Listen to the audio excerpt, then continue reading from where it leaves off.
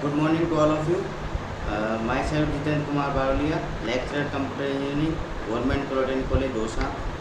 तो introduction to C language and micro processor में हम लोग इंट्रोडक्शन देख रहे थे लास्ट यूनिट के अंदर।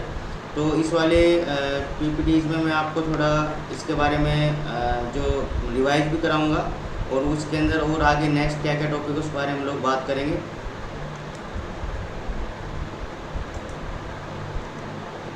तो इवोल्यूशन ऑफ माइक्रो प्रोसेसर हम लोगों ने लास्ट चैप्टर में देखा था। The micro processor is nothing but the CPU and it is an essential component of the computer. It is a silicon chip that compromise millions of transistor. तो millions of transistor micro processor पे होता है। तो first generation microprocessor यहाँ पे the first generation microprocessor were introduced in the 1970 to 1972। The instruction of the year 1972। The instruction of this microprocessor were process serially. They face process seriously and face the instruction decode and then execute. तो ये हम लोगों ने second generation micro processor देखा था। उसके बाद में in the year 1970 small amount of transistor were available on the integrated circuit in the second generation microprocessor. Example of the second generation microprocessor are 16-bit arithmetic, 7 pipeline instruction processing, Intel 8080। तो हम लोगों ने last पे भी देखा था, last presentation में देखा था कि सेकेंड जनरेशन में कौन कौन से उसके एग्जाम्पल थे। उसके बाद में आपके थर्ड जनरेशन आए, उसके अंदर जो इम्पोर्टेंट था वो आपका 8086 था और Zilog Z8000 था। उसके बाद फोर्थ जनरेशन थी। इसके बाद में हम बात कर रहे थे डिजिटल कंप्यूटर्स की। A digital electronic computer is a computer machine which is both an electronic computer and a digital computer. Example of a digital electronic computer include the IBM PC, the Apple Macintosh as well as modern smartphones. तो जो modern आपके smartphone है वो भी एक digital computer है, क्योंकि एक ऑपरेटिंग सिस्टम रखते हैं और इसके अलावा भी कई सारे आपके कार्य करते हैं। Digital computer can perform its operation in the decimal system, in binary, in ternary और अदर इन न्यूमेरिकल सिस्टम। तो जो आपका डिजिटल कंप्यूटर होगा वो आपके जितने प्रकार के नंबर सिस्टम है, जैसे डेसिमल है, बाइनरी है, टर्नरी है, इसके अलावा आपका हेक्साडेसिमल है, इनके सबके अंदर ये अपने ऑपरेशन परफॉर्म करेगा। Digital computer are inherently best described by discrete mathematics while analog computer are most common associated with the continuous mathematics. तो दो प्रकार की यहाँ मैथमेटिक्स होती है, जैसे एक तो डिस्क्रीट मैथमेटिक्स होगी और आपके कंटिन्यूस मैथमेटिक्स होगी। तो जो डिजिटल कंप्यूटर होंगे वो आपके डिस्क्रीट मैथमेटिक्स के प्लेटफॉर्म पे कार्य करते हैं। इसके बाद में आपका एक नेक्स्ट इम्पोर्टेंट टॉपिक है organization of computer. Exam purpose से भी इम्पोर्टेंट है, कई बार एग्जाम में क्वेश्चन पूछा गया है कि ऑर्गेनाइजेशन ऑफ कंप्यूटर बताइए। The computer system is a combination of many parts such as peripheral device, secondary memory, CPU। तो हम डायग्राम में देख सकते हैं, यह आपका डिवाइस कंट्रोलर होगा, ग्राफिक का हैंडलर होगा, डिस्क कंट्रोलर होगा। डिस्क कंट्रोलर आपका हार्ड डिस्क को कंट्रोल करेगा। डिवाइस कंट्रोलर आपके प्रिंटर है, कीबोर्ड है, माउस है, जो भी आप डिवाइस से अटैच करोगे उसको कंट्रोल करेगा। ग्राफिक कंट्रोल आपके मॉनिटर मीन्स आपकी स्क्रीन को कंट्रोल करेगा। और ये सब जाके यहाँ पे एक मेमोरी में जाके वहाँ से ओरिजिनेट होते हैं। तो आप लोगों को ध्यान रखना है कि जो डिस्क कंट्रोलर है, डिवाइस कंट्रोलर और ग्राफिक का हैंडलर, ये मेन इंपॉर्टेंट पार्ट है इसके। तो एक आपके यहाँ पे क्या है कि फर्स्ट यूनिट में छोटे छोटे डेफिनेशंस है, उस डेफिनेशन के बारे में हम लोग बात कर लेते हैं। सबसे पहली डेफिनेशन है आपकी instruction. In computer science and instruction is a single operation of A processor defined by the processor instruction set. तो इंस्ट्रक्शन की डेफिनेशन आप क्या होगी कंप्यूटर साइंस में, जैसे कि मैंने क्लास के अंदर बच्चों को बोला कि जैसे आप लोग अपना रजिस्टर ओपन कीजिए, तो रजिस्टर ओपन करना यहाँ पे एक प्रकार का इंस्ट्रक्शन हो गया जो कि मेरे द्वारा दिया गया है। वैसे ही कंप्यूटर साइंस में या कंप्यूटर सिस्टम में जो इंस्ट्रक्शन है वो आपका CPU द्वारा या प्रोसेसर द्वारा दिया जाएगा और वो इंस्ट्रक्शन सेट द्वारा डिफाइन किया जाता है प्रोसेसर द्वारा। There is another more general definition for instruction not only related to the processor instruction set which is an instruction may be any representation of an element of an executable computer program।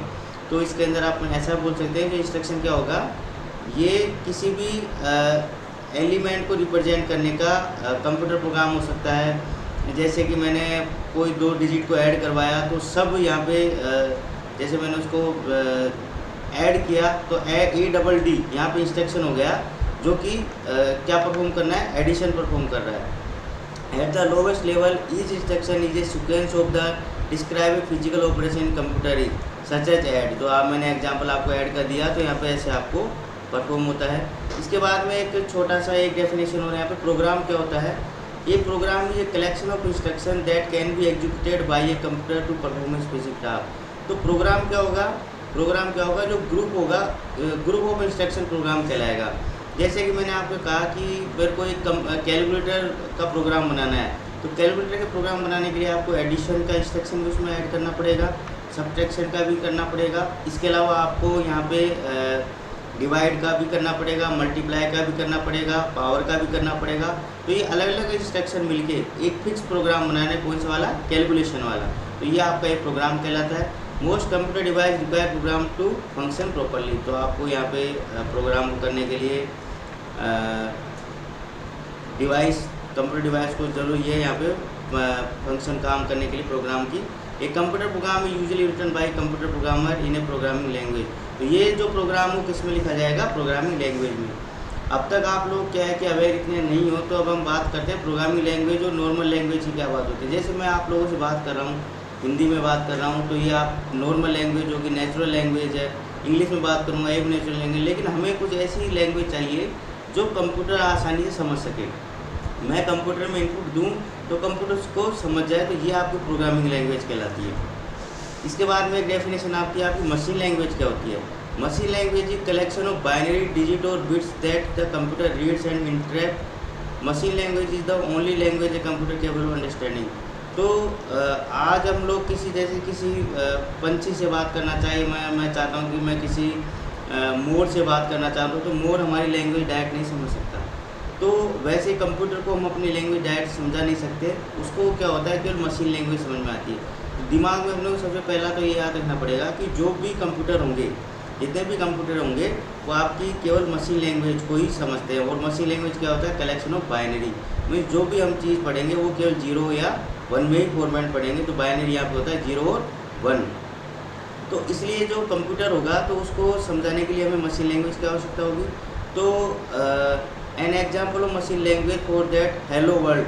तो hello world मैंने यहाँ पे लिखा है और इसका example आप दे सकते हैं 01000। ये आपको कंप्यूटर इसको ट्रांसलेट करता है और हम कंप्यूटर में इसी लैंग्वेज उसको समझा सकते हैं। नेक्स्ट है आपका assembly language. An assembly language contain a list of basic instruction and is much more difficult to read than a high level language. अब क्या होगा कि जब मशीन लैंग्वेज होगी, तो आपने लास्ट स्लाइड में देखा यहाँ पे हेलो वर्ल्ड का इतना बड़ा कोड है, अब इजीली कोई इसको याद करके लिख नहीं सकता। तो हमने इसका एक छोटा सा तोड़ निकाला पिछले टाइम पे जाके कि हमने इसको असेंबली लैंग्वेज मीन्स थोड़ा सा हमें समझ में आ जाना चाहिए, तो थोड़ा हमारी इंग्लिश लैंग्वेज से मैच करना चाहिए, तो वैसे वो असेंबली लैंग्वेज हो जाएगी। An assembler can be use to translate the assembly code into machine code. तो एक बीच में अब ये बात कंफर्म आ गई कि जैसे मैं चाहता हूँ कि मैं एक रशियन कैंडिडेट से बात कर रहा हूँ। अब रशियन कैंडिडेट से बात करते टाइम पे उसको रशियन लैंग्वेज आती है और मेरे को इंग्लिश लैंग्वेज या हिंदी लैंग्वेज आती है। अब मेरी हिंदी लैंग्वेज को उसकी रशियन लैंग्वेज में कन्वर्ट करने के लिए एक ट्रांसलेटर बीच में होना ज़रूरी है, जो क्या करेगा, मेरी हिंदी लैंग्वेज को समझ के उसकी रशियन लैंग्वेज में कन्वर्ट कर देगा और उसकी रशियन लैंग्वेज को समझ के मेरी हिंदी लैंग्वेज में कन्वर्ट कर देगा। तो ये आपके एक ट्रांसलेटर कहलाएगा। वैसे यहाँ पे जब हमने कहा कि हम असेंबली लैंग्वेज यूज लेंगे, तो यहाँ पे आपको किसकी आवश्यकता पड़ेगी, असेंबलर की। असेंबलर का कार्य क्या होगा, वो आपकी लैंग्वेज को मशीन लैंग्वेज में कन्वर्ट कर देगा, जिससे कंप्यूटर को समझ जाए। जैसे MOV, मूव क्या है, move data from one location to another. मतलब मेरे को एक डेटा को एक लोकेशन से दूसरी लोकेशन, मतलब C ड्राइव से D ड्राइव में लेके जाना है। जैसे मैंने मूव इंस्ट्रक्शन यहाँ पे काम लिया, तो मूव मेरे तो समझ में आ रहा है, लेकिन कंप्यूटर के समझने के लिए उसको मशीन कोड की आवश्यकता होगी।